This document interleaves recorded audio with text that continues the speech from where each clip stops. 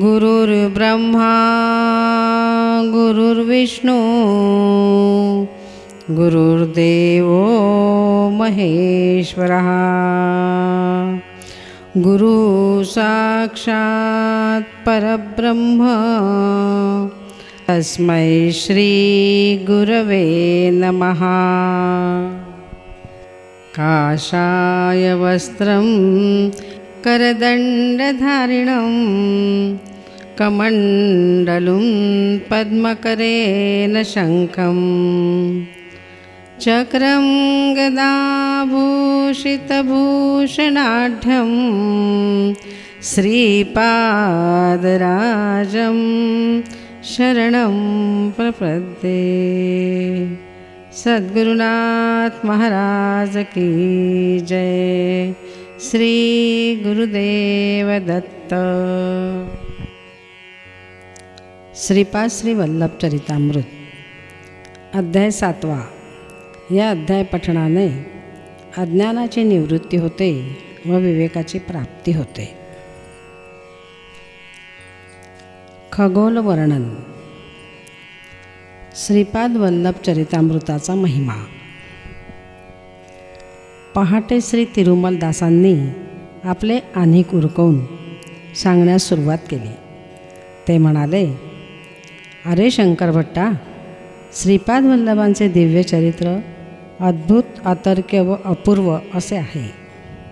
तुझ्यावर त्यांचा अपार स्नेह असल्याकारणाने त्यांचे दिव्य चरित्र लिखाण करण्याचे महद्भाग्य तुला लाभले आहे। असा हा दिव्ययोग श्रींच्या संकल्पाने तुला लाभला आहे। श्रीपादांचे एकाच वेळी अनेक ठिकाणी प्रकट होणे। नरसावधानी मृत्युमुखातून बाहेर पडल्यावर त्यांच्यातील आकर्षण शक्ती क्षीणावली। पूर्वी साधना करीत असताना ज्या मनुष्याचे ते ध्यान करीत तो कितीही दूर असला तरी आकर्षित होऊन त्यांच्याजवळ येत असे, ती शक्तीसुद्धा आता क्षीणावली होती। जे लोक पूर्वी त्यांना घाबरत होते ते आता अजिबात घाबरेनासे झाले। वेळ पडल्यास त्यांचा उपहास करून त्यांना दुखवीत असत। स्थितीसुद्धा खालावत चालली होती। 2 वेळच्या पोटभर जेवणाची सुद्धा काही वेळा भ्रांत पडत असे। अशा कष्टमय अवस्थेत ते आक्रोश करीत घराबाहेर आले। त्यावेळी महाचार्य बापनाचार्युलू त्यांच्या नातवास कडेवर घेऊन आपल्या घराकडे जात होते। राजशर्मांच्या घराकडून वळसा घेतल्यावर जो थेट बापनाचार्युलूंच्या घराकडे जात असे। श्रीपाद बालपणी आपल्या घरापेक्षा अधिक वेळ आपल्या आजोबांच्या घरीच राहत। श्री नरसिंह वर्मा व श्री व्यंकटप्पा श्रेष्ठी यांच्या घरीसुद्धा स्वेच्छेने जात।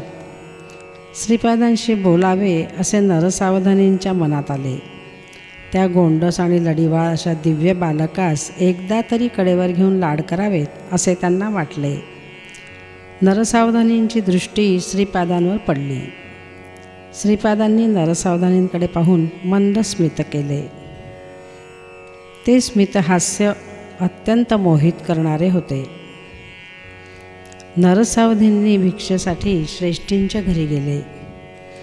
तेथे श्रीपाद श्रेष्ठींच्या मांडीवर खेळत असलेले नरसावधानींकडे पाहून श्रीपाद मिश्किलपणे हसले। नरसावधानी भिक्षा घेऊन ते नरसिंह वर्मांच्या घरी गेले। तेथे त्यांना श्रीपाद नरसिंह वर्मांच्या खांद्यावर खेळत असलेले दिसले। नरसावधानींकडे पाहून श्रीपाद पुन्हा मिश्किलपणे हसले। एकाच वेळी बालक श्रीपाद श्रेष्ठींच्या घरी आणि वर्मांच्या घरी व आजोबा बापनाचार्युलू यांच्या घरी होते। धानींना हे स्वप्न आहे का विष्णू माया आहे हे कळतच नव्हते। धानींचा छळ करू लागले। चित्रातील स्वयंभू दत्ताची मूर्ती अदृश्य होण्यामागे नरसावधानींचा हात आहे अशी लोकनिंदा करू लागले। या लोकनिंदेने पीडित होऊन नरसावधानी भ्रमिष्ठासारखे घरी परतले। त्यांना अशा स्थितीत पाहून त्यांची पत्नी अत्यंत दुःखी झाली। तिच्या मनातील वेदना प्रगट करण्यासाठी ती देवघरात गेली। तेव्हा तिने पाहिलेले दृश्य आश्चर्यकारक होते. घरात श्रीपाद बसलेले होते. त्यांना पाहून त्या पतिपत्नीला अतिशय आनंद झाला. त्या उभयतांनी श्रीपादांना राजगिऱ्याच्या भाजीचे भोजन करण्याचा आग्रह केला, परंतु श्रीपादांनी जेवण्यास नकार दिला. काल, कर्म आणि कारण या तिन्हींचा एकाच वेळी संयोग झाल्यास असे अलभ्य योग जुळून येतात. अशा योगांचे लाभ करून घेतात तर अविवेकी या लाभास मुक्तात. श्रीपाद प्रभूंनी त्या पतिपत्नींच्या विनंतीस होकार दिला, परंतु या जन्मीसाठी नसून पुढल्या जन्मी ते महाराष्ट्राच्या पुण्यभूमीत श्री नृसिंह सरस्वतीच्या अवतारात त्यांच्या घरी अवश्य भोजन घेतील असे त्यांनी वचन दिले होते. सूर्यचंद्राच्या गती बदलणे साध्य होईल, परंतु प्रभूंच्या वचनाच्या विरुद्ध जाणे पंचभूतांसहित कोणत्याच जीवास शक्य नसते. जग जरी हिंदोळले, युग जरी पालटले, तरी श्रीपादांच्या लीला नित्य सत्य व नित्य नूतन आहेत. देवघरात बसून श्रीपाद प्रभूंनी नरसावधानी आणि त्यांच्या धर्मपत्नीस हितोपदेश केला. हा उपदेश दत्तभक्तांना अत्यंत उपयोगी असा आहे. नरसावधानी व श्रीपाद श्री वल्लभांच्या मध्ये झालेला संवाद व श्रीपाद प्रभूंचा उपदेश. तू कोण आहेस? देवता, यक्ष, मांत्रिक? मीच आहे. पंचभूतात्मक सृष्टीतील अणुरेणूमध्ये विद्यमान असलेली अदृश्य शक्ती ती मीच. पशुपक्ष्यांसहित समस्त प्राणीमात्रांमध्ये मातृ व पितृस्वरूपाने स्थित आहे तो मीच. सृष्टीचा गुरुस्वरूप पण मीच आहे. प्रभूंचा अवतार आहेस का? निःसंशयाने मी दत्तच आहे. तुम्ही शरीरधारी असल्याने तुम्हाला माझी ओळख पटण्यासाठी मी शरीर धारण केले आहे. वास्तवात मी निराकार व निर्गुण आहे. म्हणजे तुला आकार व गुण नाही एवढेच ना? निराकार असणे सुद्धा एक आकारच आहे. तसेच निर्गुण असणे हा देखील एक गुणच आहे. साकार व निराकार, सगुण व निर्गुण यांचा आधार तो मीच आहे आणि त्याच्या पलीकडे आहे असे जाण. सर्वस्व तूच असताना प्राणीमात्रांना सुखदुःख का संभवतात?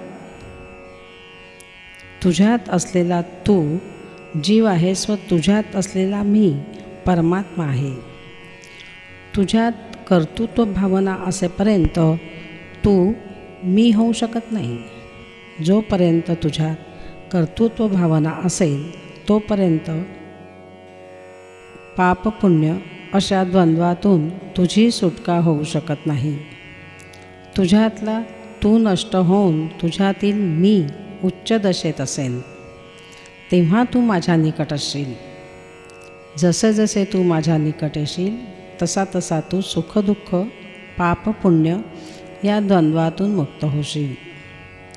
तू माझ्या आश्रयी असता सुखसंपन्न होशील. जीवात्मा व परमात्मा हे वेगवेगळे आहेत असे काहींचे म्हणणे आहे. जीवात्मा व परमात्म्याचे घनिष्ठ संबंध आहेत असे काहींचे म्हणणे आहे. तर जीवच परमात्मा आहे असे काहींचे म्हणणे आहे. यातील खरे काय? तू वेगळा व मी वेगळा अशी भिन्नत्वाची भावना असली तरी हरकत नाही. तुझ्यातला अहंकार नाश पावल्यावर आपण दोघे द्वैतात स्थित असता आनंदाची प्राप्ती होईल.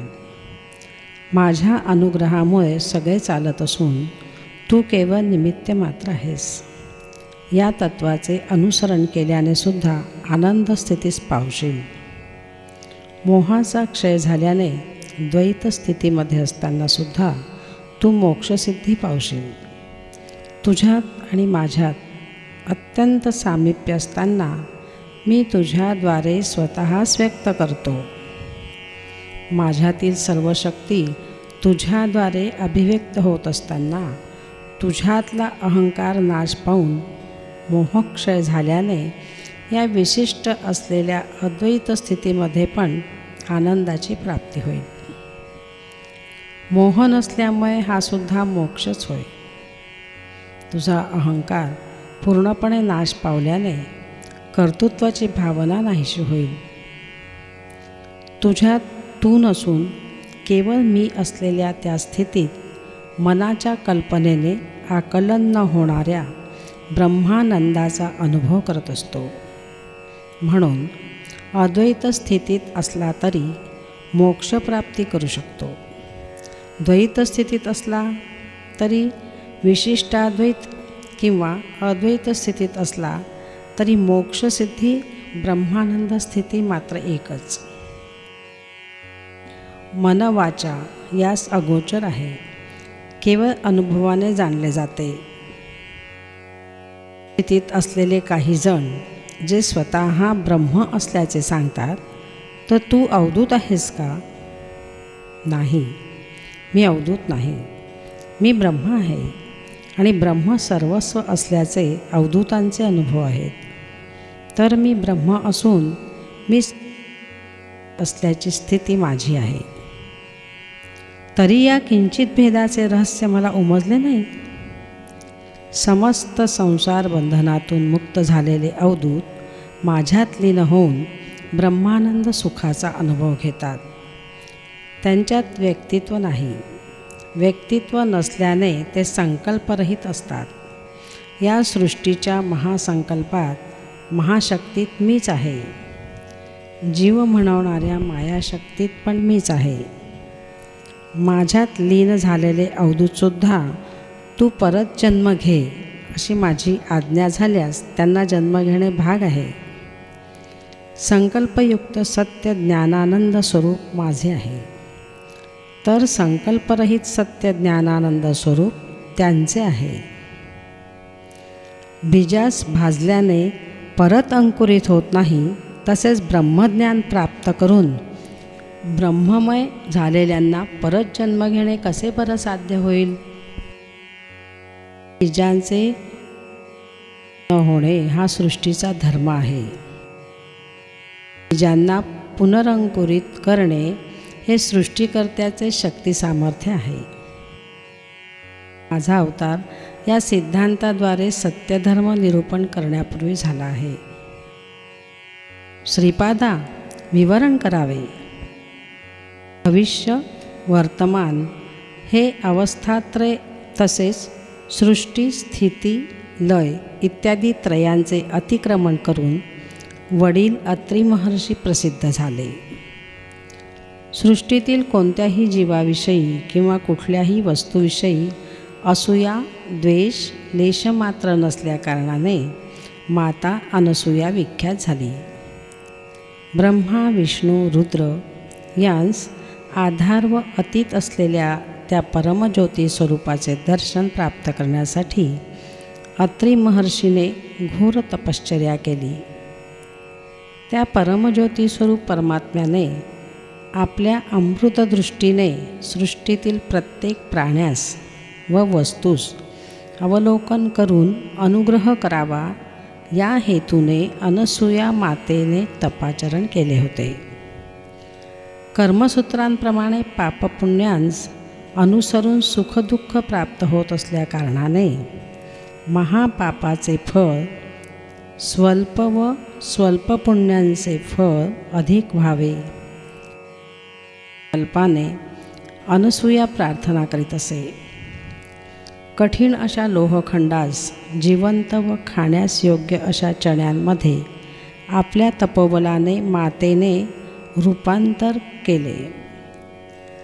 खनिजातील चैतन्य निद्रावस्थेत असते. तरु गुल्मादीमध्ये अर्धनिद्रावस्थेत असते. पशुमध्ये पूर्ण चैतन्याची स्थिती असते. खनिज म्हणून जन्मास येऊन मरण पावणे, नंतर वृक्षेतर जन्म घेऊन तदनंतर पशुजन्म पाहून शेवटी मनुष्यजन्म घेतलेल्या मानवाने विवेक ज्ञान व वैराग्यवंत होऊन त्यांच्यात सुप्त असलेल्या परमात्मा शक्तीस जागृत करून मोक्ष प्राप्त केला पाहिजे. प्रकृतीतील परिणामक्रमाचा धर्म परमात्म्यांच्या अनुग्रहाने बदलू शकतो असे मातेने सिद्ध केले. त्रिमूर्तींच्या रूपात असलेले चैतन्य जागृत अवस्थेत असल्याकारणाने निद्रावस्थेत बदलून त्यांना लहान बालकाचे रूप दिले. त्रिमूर्तींच्या शक्ती एकवटून अनघादेवी रूप धारण केले. दत्तात्रेयांचा अवतार घेऊन त्यांनी अनघादेवीचा अर्धांगिनी म्हणून स्वीकार केला. श्री वल्लभावतारी वामभागी अनघादेवी व दक्षिणभागी दत्तात्रेय असून अर्धनारीश्वर रूपाने प्रभूंचा जन्म झाला. अशा महोत्तर सृष्टीस आपल्या संकल्पमात्राने सृजन करण्याचे शक्ती सामर्थ्य असलेल्या प्रभूस आवश्यकतेनुसार सृष्टीधर्मांमध्ये बदल घडविणे सहज शक्य आहे असे तू जाण. श्रीपादा, सृष्टीधर्मांमध्ये बदल घडविण्याचे सामर्थ्य असलेला तू माझ्या दारिद्र्याचे हरण करू शकत नाही का? अवश्य तुझे दारिद्र्य हरण करीन, परंतु तुझ्या पुढच्या जन्मी. थोडेफार दारिद्र्य भोगल्यावर राजगिऱ्याचा विषय अगदी क्षुल्लक होता, तरी तुला राजगिऱ्यावर इतका मोह होता. आई वडील किंवा आजोबा कोणाकडून याचना केली नव्हती. माझ्यासारख्या बालकाचा आहार असणार तो किती? राजगिऱ्याची इच्छा झाल्याबरोबर तू दिले असते तर आजची स्थिती उद्भवली नसती. पण आता ती वेळ गेली. तुझ्या मनातील मालिन्य दूर करण्यासाठी तुझे हे जीवन पुरणार नाही. प्रत्येक मनुष्य आपले पुण्यफळ आयुष्य, ऐश्वर, कीर्ती, धन, सौंदर्य इत्यादी रूपाने पावतो.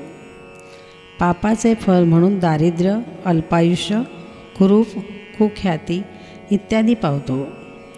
तुझ्या पुण्याचा अधिक भाग काढून तुला आयुष्य दिले, जेणेकरून तुझे पुण्य खर्च झाले.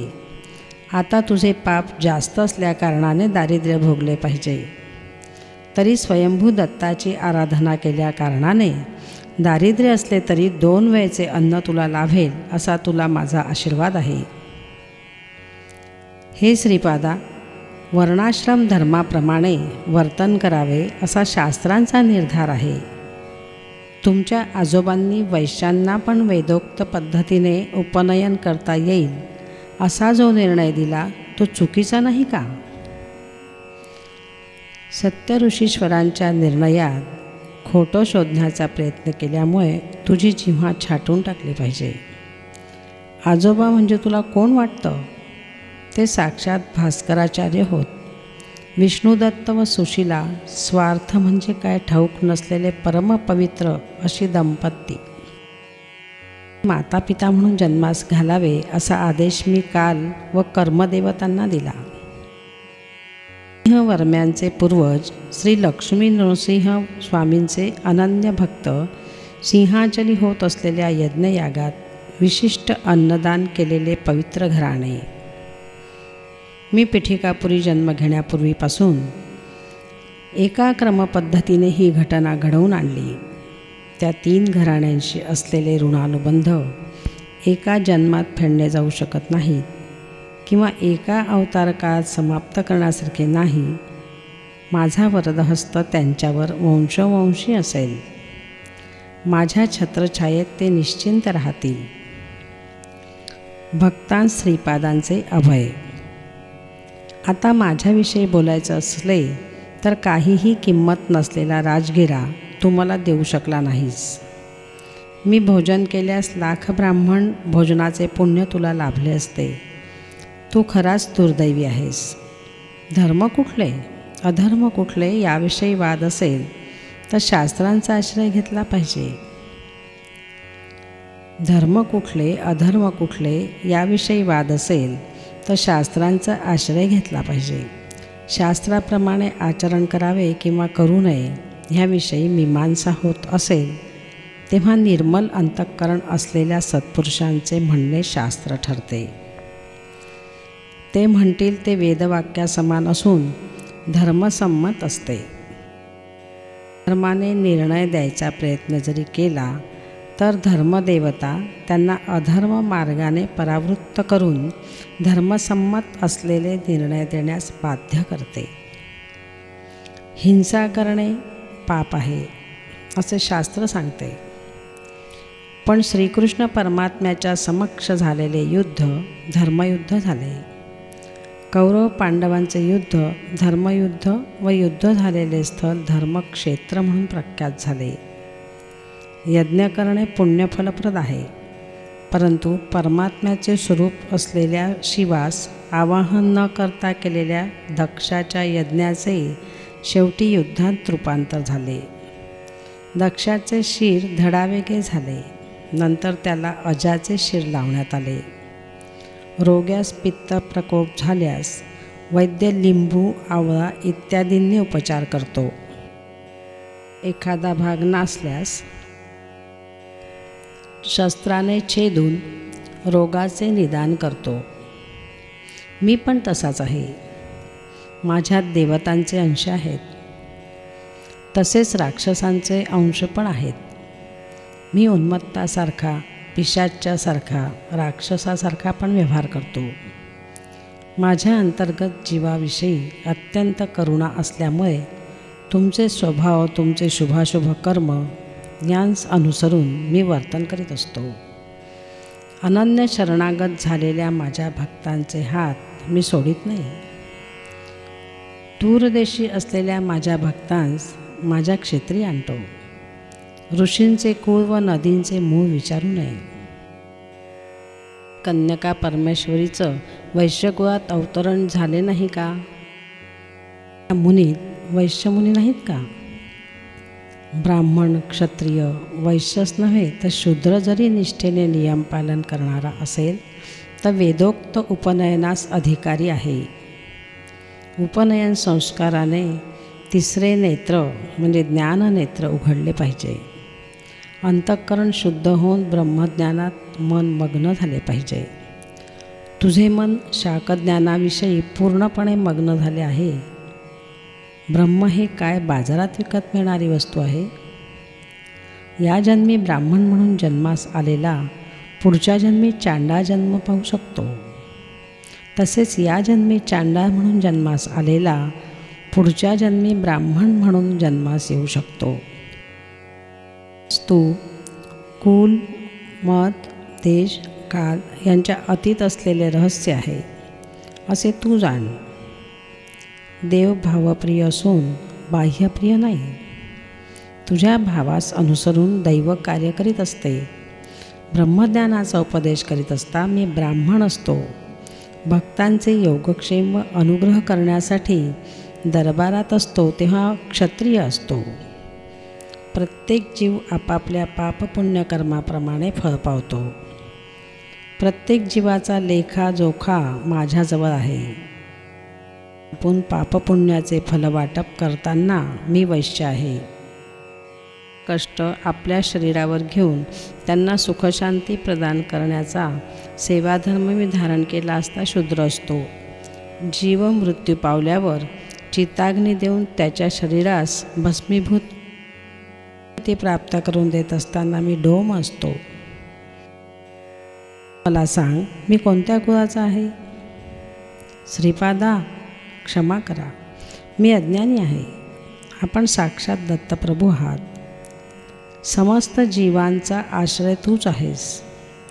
खरे पाहता या सृष्टीची रचना कशी झाली याचे विवरण करून मला कृतार्थ करावे. स्वर्गात 88,000 गृहस्थ मुनींचा वास असतो. पुनरावृत्ती होणे त्यांचा धर्म असून धर्मप्रचारासाठी बीजरूपाने ते विद्यमान असतात. परमात्म्याच्या अनिर्वचनीय अशा शक्तींच्या एका स्वल्प अशा अंशाने जगतसृष्टी रचण्यासाठी ब्रह्मदेवाची उत्पत्ती झाली. परमात्म्यापासून क्रमाने सर्वव्यापी असे जल निर्माण झाले. तेजाने त्या जलात कोट्यावधी सुवर्णकांतीयुक्त अंड उत्पन्न झाले. त्या अंडात एक अंड आपण निवास करीत असलेले ब्रह्मांड आहे. यातील आतले भाग अंधकारमय असून तेथे परमात्म्याचे तेज मूर्तिमान झाल्याने अनिरुद्ध हे नाव विख्यात झाले. त्या अंड्यातील अंधकार परमात्म्याने आपल्या तेजाने नाहीसा केला. सूर्य, सविता, परंज्योती अशा अनेक संज्ञांनी वेदात त्याचे वर्णन आले आहे. पिठिकापुरात भारद्वाज महर्षींनी 1 कोटी ब्रह्मांडात भरलेल्या दत्तात्रेयांच्या तेजास उद्देशून सवितृकाठकाचे आयोजन केले होते. सत्यलोकात निरामय स्थान नावाचे एक स्थान आहे. त्रिखंड सोपानात वसु रुद्रादित्य नावाने पितृगणांचा तेथे वास आहे. निरामय स्थानाचे संरक्षक म्हणून ते कार्यरत असतात. कारण ब्रह्मलोक म्हणविणाऱ्या या स्थानात चतुर्मुख ब्रह्माचे निवासस्थान आहे. त्यास विद्यास्थान किंवा मूल प्रकृती स्थान असे जाणले जाते. त्यावर प्रख्यात असलेले श्रीनगर आहे. त्याच्यावर महाकैलास, त्यावर कारण वैकुंठ आहे. सत्यलोकात पुराणपूर नावाचे विद्याधर स्थान आहे. तपोलोकात अंजना वतीपुरमध्ये साध्यांचा वास आहे. पूर येथे सनक सनंदनादी ऋषींचा निवास आहे. पुरामध्ये सिद्धादी गणांचा वास आहे. स्वर्गलोकात अमरावतीपुरामध्ये देवेंद्रादी देवतागणाचे वास्तव्य आहे. खगोलाशी संबंधित ग्रहनक्षत्रादी असलेले भुवरलोकात रथंतपुरामध्ये विश्वकर्मा नावाच्या देवशिल्पीचा वास आहे. आजोबा, भूलोकात 2 भाग आहेत. मानवांचा निवास असलेला एका भागास भूलोक असे म्हणतात. याच्याशिवाय महाभूमी म्हणविणारा दुसरा भाग आहे. ही महाभूमी भूलोकांच्या दक्षिणेस 5 कोटी ब्रह्मांड योजनेस दूर स्थित आहे. म्हणजे भूलोक व भुवरलोक असून त्यात महाभूमीचा पण समावेश आहे. पाताळात अतल, वितल, सुतल, रसातल, तलातल, महातल आणि पाताळ अशा प्रकारचे 7 लोक आहेत. थोडक्यात त्या स्वर्ग, मर्त्य, पाताळ असे म्हणतात. राहतो या भूगोलाच्या खालच्या बाजूस महाभूमी आहे, जिच्या मध्यभागात उंचवटा असून चक्राकार आहे. त्यामुळे त्याच्या उपरितलावर सूर्य व चंद्र सदैव झळकत असत. सतत प्रकाशमान असल्याकारणाने तेथे कालमानाचे निर्णय नाही. 7 समुद्र, 7 आहेत. जंबूद्वीप या महाभूमीवर आहे. भूलोक व भुवरलोक यांची संयुक्त संज्ञा मर्त्यलोक अशी आहे. भूलोकात महाभूमी व भूगोल असे 2 प्रकार आहेत. सृष्टीच्या प्रारंभी समस्त लोक जलमय होते. प्रजापतीने सृष्टी रचण्याच्या हेतूने तपाचरण केले. तेव्हा जलावर तरंगत असलेल्या पुष्कर पर्णाचे दर्शन झाले. प्रजापतीने वराहरूप धारण करून पुष्कर पर्णांजवळ पाण्यात बुडी मारली. खाली त्यास महाभूमी आढळली. तेथून थोडी ओली माती काढून आपल्या धारदार सुयांनी त्या मृत्तिकेचे 2 भाग पाडले. पाण्यावर आणून पुष्कर पर्णावर ठेवल्याने पृथ्वी झाली. आजोबा, याला भूगोल असे म्हणतात. महाभूमीपासून भूगोलाचे अंतर 5 कोटी ब्रह्मांड योजने आहे. महाभूमीचा विस्तार 50 कोटी योजने आहे. जंबूद्वीप नावाचे द्वीप या महाभूमीवर आहे. त्याच्यात 9 खंड आहेत. देवखंडी देवता व गभस्थखंडी भूतांचा निवास आहे. पुरुषखंडी किन्नर, भरतखंडी मानव, शरभखंडी सिद्ध, गंधर्वखंडी गंधर्व, ताम्रखंडी राक्षस, शेरूखंडी यक्ष, इंदुखंडी पन्नगांचा निवास आहे. असलेल्या जंबूद्वीपाच्या दक्षिणेस असलेले भरतखंडी भरतपुरी वैवस्वत, मनुभू ऋषी व मानवासमवेत राज्य करीत आहेत. जंबूद्वीप असल्याप्रमाणे भूगोलावर सुद्धा जम्बूद्वीप आहे. माझा श्रीपाद श्री वल्लभावर पीठिकापुरी होण्या अगोदर 100 वर्षापूर्वी या महाभूमीत माझे आगमन झाले. महाभूमीवर असलेल्या जम्बूद्वीपाचा विस्तार 1,00,000 ब्रह्मांड योजने आहे. त्यात देवयोनींचा वास आहे. कोवळ्या उन्हासारखा प्रकाश असून तेथे दिवस किंवा रात्र याचा भेद नाही. लवण समुद्राची 1,00,000 योजने, प्लक्षद्वीपाची 2,00,000 योजने, इक्षुरस समुद्राची 2,00,000 योजने, कुशद्वीपाची 4,00,000 योजने, सुरा समुद्राची 4,00,000 योजने, क्रौंच द्वीपाचे 8,00,000 योजने, सर्पी समुद्राचे 8,00,000 योजने, शाकद्वीपाचे 16,00,000 योजने, दधी समुद्राची 16,00,000 योजने, शल्मली द्वीपाची 32,00,000 योजने, क्षीरसमुद्राची 32,00,000 योजने, पुष्कर द्वीपाची 64,00,000 योजने, शुद्धजल समुद्राची 64,00,000 योजने, चलाचल पर्वताची 128,00,000 योजने, चक्रावळी पर्वताची 256,00,000 योजने, लोकालोक पर्वताची 512,00,000 योजने, तपोभूमीची 1,250,00,000 योजने असा विस्तार आहे. लोकालोक पर्वताच्या पलीकडे सूर्यरश्मी जाऊ शकत नाही, म्हणून लोकालोक पर्वत व अंडभित्ती म्हणजे भिंत, अंडभित्ती यामध्ये अंधकार पसरलेला असतो. अंडांदाचा विस्तार 1,00,00,000 योजने आहे. वराहावतार किंवा नृसिंहावतार भूमीस व्याप्त करणारे असे अवतार नाहीत. वराह म्हणजे सुकर नसून एक सुळा असलेला खड्ग मृग आहे. द्वीप, द्वीपाधिपती, द्वीपाधी देवतांचे वर्णन.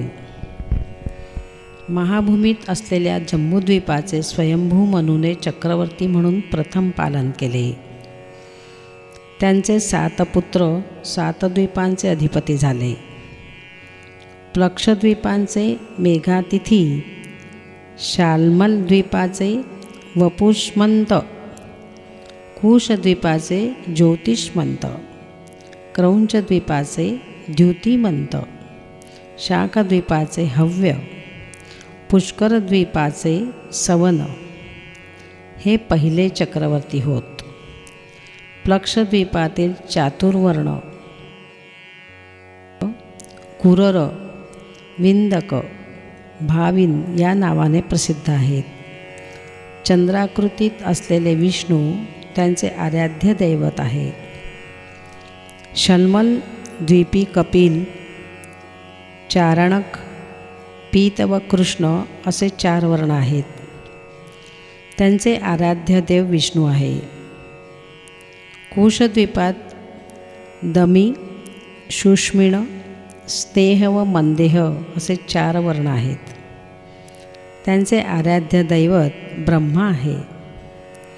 क्रौंचद्वीपात पुष्कर, पुष्कल, धन्य व पिश्य असे 4 वर्ण असून त्यांचे आराध्य दैवत रुद्र आहे. पात मंग, मागध, मानस व मंद असे 4 वर्ण असून सूर्यभगवानाची ते उपासना करीत. पुष्कर द्वीपात मात्र चातुर्वर्ण नाही. सगळे देवतांच्या सारखे रोग व शोकमुक्त असून आनंदाने कालक्रमण करतात.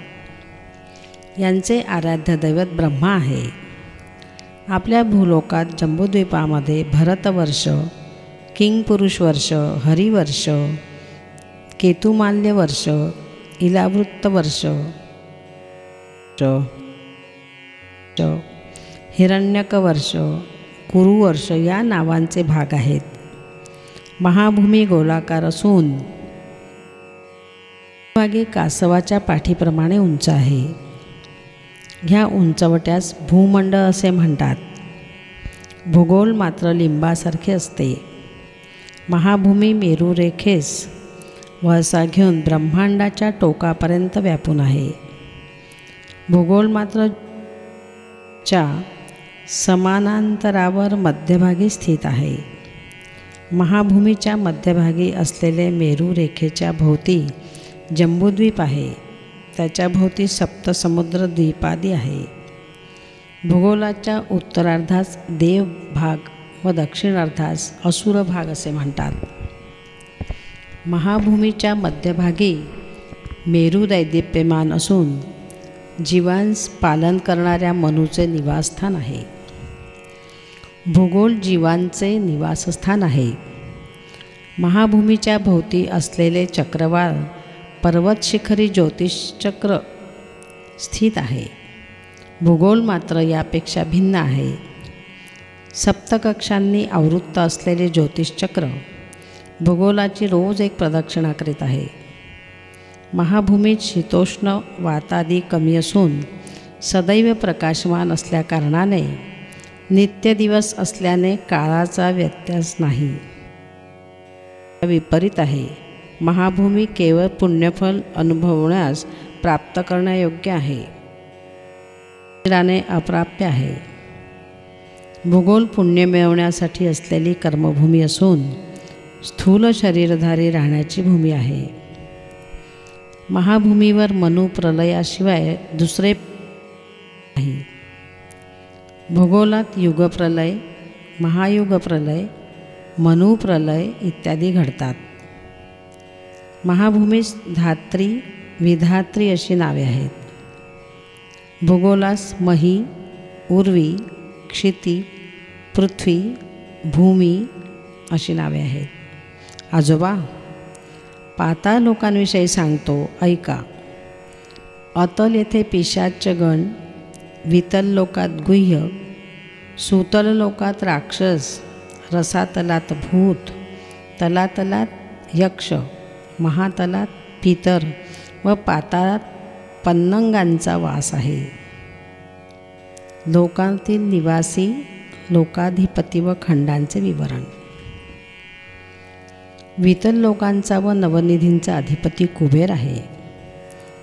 हा कुबेरांचा कोशाधिपती असून वितल लोकांचा व नवनिधींचा अधिपती कुबेर आहे. हा ब्रह्मांडाचा कोशाधिपती असून उत्तर दिशेस अलकापूर येथे याचा वास आहे. वितल लोकांच्या मेरूच्या पश्चिमेस योगिनीपुरात मय राहतो. हा राक्षसांचा शिल्पी असून त्याने त्रिपुरासुरास आकाशात उंच विहार करण्यास योग्य असे त्रिपुर निर्माण करून दिले. सुतलातील वैवस्वतपुरात यमाचे अधिपत्य आहे. हा दक्षिण आहे. ह्या नगरात प्रवेश करण्यापूर्वी अग्निहोत्रा नदी आहे. या नदीस वैतरणी असे म्हणतात. पुण्यवंतास ही नदी सुलभ रीतीने ओलांडता येते, तर पापात्म्यास अति कष्टदायक ठरते. नगर येथे निवृत्ती नावाचा दैत्य राज्य करतो. दिशेचा अधिपती आहे. तलातल लोकात अधिष्ठानपुरात पिशाच्य गणांबरोबर वेताळाचे राज्य आहे. महातलात कैलासपुरी सर्वभूतगणासहित कात्यायनीपती ईशान आहे. तो ईशान्य दिशेचा अधिपती आहे. पाताळात वैकुंठनगर आहे. त्यात भीमनारायण असलेल्या असुरांसहित वासुकी इत्यादी सर्पश्रेष्ठांबरोबर शेषशाही होऊन विराजमान आहेत. ह्यास श्वेतद्वीपात असलेले कार्यवैकुंठ असे म्हणतात. पाताळलोकात त्रिखंड सोपान आहे. प्रथम खंडात अनंग जीवांचा निवास आहे. द्वितीय खंडात प्रेतगणांचा वास आहे. तृतीय खंडात यातनामय शरीर प्राप्त झालेले जीव दुःखाने आक्रोश करीत असतात. महाभूमीमध्ये सप्तसमुद्र, सप्तद्वीप आहेत. त्यांच्या मध्यभागी जंबूद्वीप आहे. जंबूद्वीपाचे नवखंडामध्ये विभाजन झाले असून दक्षिणेस असलेल्या खंडास भरतखंड असे म्हणत. भरतखंडात भरतपूर येथे स्वयंभू मनू राहत असे. अनेक पुण्यजीव ऋषी इत्यादी स्वयंभू मनुच्या राज्यात वास करीत. ते लोकांचे तसेच धर्माचे पालन करीत. महाभूमीवर सप्तद्वीपाभोवती चराचर चक्रवाळ लोकालोक असे पर्वत स्वर्गलोकापर्यंत व्यापून आहेत. हे कांतिकिरणास आपल्यामधून कधीच प्रसारित होऊ देत नाहीत. महाभूमीच्या खाली 7 अधोलोक आहेत. ह्या सप्तपाताळ असे म्हणतात. अतल लोकात पिशाच्यांचा निवास आहे. वितल लोकात अलकापुरीत कुबेर असतो. योगिनीपुरात राक्षसांसमेत मय असतो. राजा बली आपल्या परिवारासह असतो. वैवस्वतपूर यमाचे निवासस्थान असून तेथील नरकात पापी जीव यातना भोगतात. रसातल लोकात पुण्यपूर येथे नैऋत्ती भूतगणासहित निवास करतो. तलातल लोकात धनिष्ठापुरात वेता राहतो. व कैलासपुरी रुद्र महातलात पितृदेवांचा वास आहे. पाताळात श्वेतद्वीप वैकुंठ आहे. यात नारायणाचा निवास आहे. मेरूस लागून अधोभागी अनंग जीव प्रेतगण व यातनादेह असतात. सूच्चग्रस्थानात महापातकी असत. भोजनांती रौरवे अपुण्यनिलये पद्मार्बुद निवासिनी नाम आर्थिनाम उदकम दत्तमक्षय मुपतिष्ठती. म्हणून उत्तरापोषणात त्यांना उदक प्रदान करीत असतो. लोकाचे नाव, त्यांचे विस्तीर्ण विवरण. भूलोकात असलेले भूगोल व महाभूमी भिन्न आहेत. हे स्पष्टपणे समजून घे. भूगोल बिंदूच्यावर ऊर्ध्व ध्रुव स्थानापर्यंतच्या प्रदेशास मेरुरेखेस प्रकाशमान करणारे सूर्यलोक होय. हे सूर्यदेवतेचे लोक असून सूर्यग्रह मंडल नव्हे. याचप्रमाणे चंद्रलोक, अंगारकलोक, बुधलोक, गुरुलोक, शुक्रलोक, शनैश्चरलोक, राष्ट्रादी देवतालोक, सप्तऋषी लोक, ऊर्ध्वध्रुवलोक असे आहेत. याशिवाय आणखी अवांतर लोकसुद्धा आहेत. भूमध्य बिंदूपासून सूर्यलोक लक्षब्रह्मांड योजने आहे. हे सूर्यग्रहाचे अधिपती असलेले सूर्यदेवतेचे स्थान आहे. भूमध्य बिंदूपासून चंद्रलोक 2 लक्ष ब्रह्मांड योजने, अंगारकलोक 3 लक्ष ब्रह्मांड योजने, बुधलोक 5 लक्ष ब्रह्मांड योजने, गुरुलोक 7 लक्ष ब्रह्मांड योजने, शुक्रलोक 9 लक्ष ब्रह्मांड योजने, शनैश्चरलोक 11 लक्ष ब्रह्मांड योजने, राष्ट्राधिदेवतालोक 12 लक्ष ब्रह्मांड योजने, नक्षत्राधिदेवतालोक 13 लक्ष ब्रह्मांड योजने, सप्तऋषीलोक 14 लक्ष ब्रह्मांड योजने, ध्रुवलोक 15 लक्ष ब्रह्मांड योजने आहे. याप्रमाणे भूमध्य बिंदूपासून विविध अंतरावर स्वर्गलोक, महरलोक, जनलोक, तपोलोक, सत्यलोक आहेत. भूमध्य बिंदूपासून ब्रह्मांडाभोवती भिंतीसारखे म्हणजे अंडांतापर्यंत 24 कोटी 50 लक्ष ब्रह्मांड योजनांचे अंतर आहे. भूमध्य बिंदूंपासून अंडांताच्या बाहेरपर्यंत 25 कोटी 50 लक्ष ब्रह्मांड योजनांचे अंतर आहे. भूलोक, भुवरलोक व स्वरलोक प्रलयकाळी नाश पावतात. स्वरलोकांवरील महरलोक थोडेफार नाश पावून थोडे स्थित राहतात. त्यावर असलेले जन, तप व सत्यलोक ब्रह्माच्या आयुष्याच्या अंती नाश पावतात. स्वर्ग म्हणजे स्वरलोक, महरलोक, जनलोक, तपोलोक, सत्यलोक व अंडांतापर्यंतचा प्रदेश. दत्त म्हणजे कोण? आजोबा. दत्त तत्त्व तुम्हाला अनुभवायचे असेल तर लक्ष वेळा जन्म घेतले पाहिजेत. कोट्यानुकोटी ब्रह्मांडास व्याप्त करून त्यांचे अतिक्रमण करून असलेले एकमेव तेजो महाराशी म्हणजे दत्त असे समज. ते दत्तप्रभूच तुझ्यासमोर असलेले श्रीपाद श्रीवल्लभ आहेत असे जाण. श्रीचरणांनी केलेला हितोपदेश ऐकून नरसावधानी व त्यांची पत्नी चकित झाले. 1 वर्षाच्या बालकाने साधिकाराने एवढे महत्त्वपूर्ण व गहन असे विषय सांगणे व स्वतः दत्त असल्याचे निरूपण ऐकल्यावर नरसावधानी व त्यांच्या पत्नीस राहवले नाही. ते ढसाढसा रडू लागले. त्या दिव्य शिशूचे श्रीचरण स्पर्श करावे अशी इच्छा व्यक्त केली.